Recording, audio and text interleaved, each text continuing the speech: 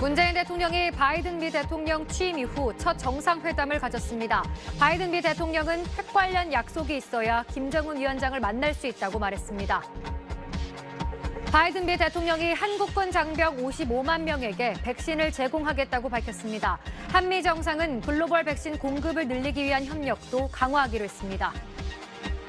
대구 유흥주점에서 47명이 신규 확진되는 등 코로나19 감염 확산세가 이어지고 있습니다. 국내 신규 확진자는 600명대 중반으로 올라섰습니다. 미국의 화성 우주선 스타쉽이 4번의 폭발 사고 이후 보름 전 역추진 착륙에 성공했습니다. 거듭된 실패에도 왜 이런 방식을 고집하는지 더 스페셜리스트에서 짚어봤습니다. 잠시 후 8시 뉴스에서 뵙겠습니다.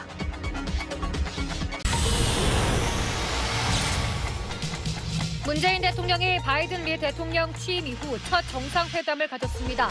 바이든 미국 대통령은 핵 관련 약속이 있어야 김정은 위원장을 만날 수 있다고 말했습니다. 바이든 대통령이 우리 군 55만 명에게 백신을 제공하겠다고 약속했습니다. 백신 생산과 관련해선 한미 정부와 기업이 노바백스와 모더나 백신을 놓고 별도 협의할 것으로 보입니다. 대구 유흥주점에서 50명이 신규 확진되는 등 코로나19 감염 확산세가 이어지고 있습니다. 국내 신규 확진자는 600명대 중반으로 올라섰습니다. 택시기사 폭행 혐의를 받고 있는 이용구 법무차관이 피의자 신분으로 오늘 검찰에 소환됐습니다. 사건 발생 6개월 만에 처음 조사받은 건데 이 차관은 혐의를 부인한 걸로 알려졌습니다. 다음 소식입니다. 술에 취해 택시기사를 폭행한 혐의를 받고 있는 이용구 법무차관이 오늘 검찰에 출석해 조사를 받았습니다. 사건이 발생한 지 6개월 만에 처음으로 소환 조사를 받은 건데 검찰은 경찰 수사 상황과는 별개로 결론을 내린다는 입장입니다. 배준우 기자의 단독 보도입니다. 서울의 한 초등학교 공사 현장에서 작업을 하던 50대 작업자가 4층에서 떨어져 크게 다쳤습니다.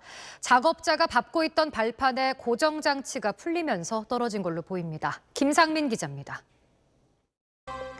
코로나로 힘들지만 조금이라도 극복하기 위해서 큰맘 먹고 상가 사무실을 빌렸는데 들어가지도 못하고 있다는 제보가 왔습니다. 상가 사무실에 둘러져 있는 펜스 때문인데 무슨 사연인지 김민정 기자가 취재했습니다.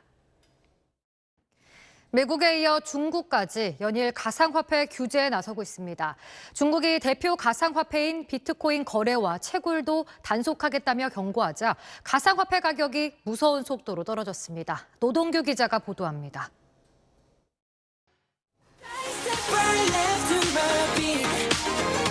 그룹 방탄소년단이 또 새 역사를 쓰고 있습니다. 어제 신곡을 공개했는데 뮤직비디오는 공개된 지 21시간 만에 유튜브 조회수 1억 뷰를 넘었고 음원 역시 전 세계 차트 1위에 올랐습니다. 이주상 기자가 전해드립니다. 코로나19 백신 제조사들과 주요국들이 저개발국에 대한 백신 지원을 약속했습니다. 주요 20개국과 국제기구 수장들은 화상 글로벌 보건 정상회의를 열어 올해 말까지 중저소득 국가에 1억 회분의 코로나19 백신을 기부하고 백신 생산 확대를 위한 협력과 지원을 강화하기로 했습니다. 백신을 생산하는 제약사 화이자와 모더나, 존슨앤존슨도 내년까지 최대 35억 회분의 백신을 원가 또는 그 이하 가격으로 저개발국에 공급하기로 했습니다. 토요일 8시 뉴스 마칩니다. 시청해주신 여러분 고맙습니다.